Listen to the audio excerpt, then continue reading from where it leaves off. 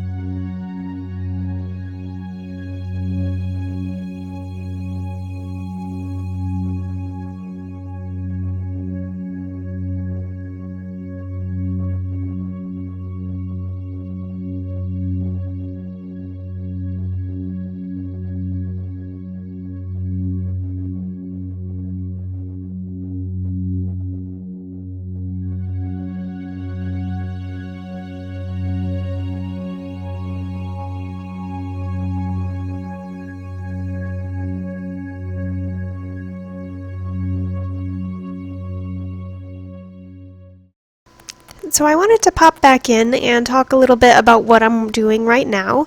I'm using my Liquitex glazing medium mixed with my acrylic paints to create a little bit of a transparent glaze that's going to go over the colors that I currently have on the board right now. So I used more of the opaque colors before, like my titanium white and the mixing white, mixed with my other colors to create kind of the cloudy nebula areas. So in order to shift those colors more away from the white and more towards like pinks and purples or blues or whatever color I really feel like doing, it doesn't exactly matter. I'm using those colors mixed with the glazing medium to achieve this.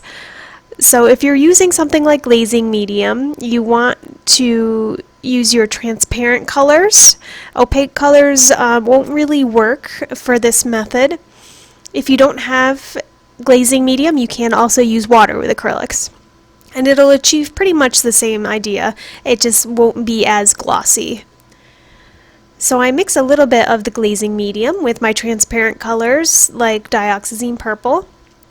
It'll say whether a color is transparent or not, usually on the back of the tube of paint. And I mix those together and lay them over what is already dry on the painting. You don't want to do this while the painting is still wet, because all your colors will just mix and muddy together and it won't go for the effect that you're working for.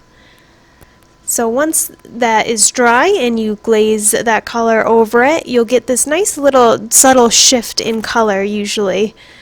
And I can do this multiple times to create different effects. So if I go a little too pink or a little too purple for my tastes, then I can let it dry and do it again, shift the color a little bit whichever direction I want. And like I said, you can use water for this and it'll achieve pretty much the same thing.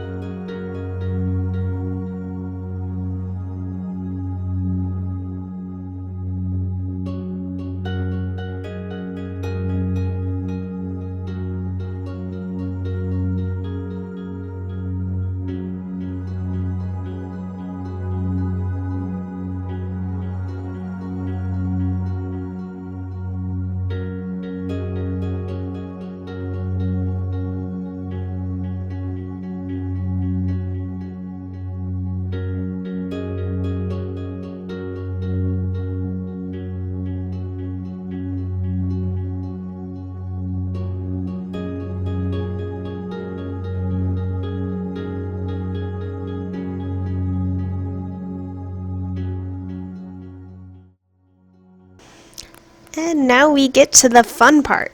So here I've taken a little bit of titanium white paint and mixed a little bit of water in it.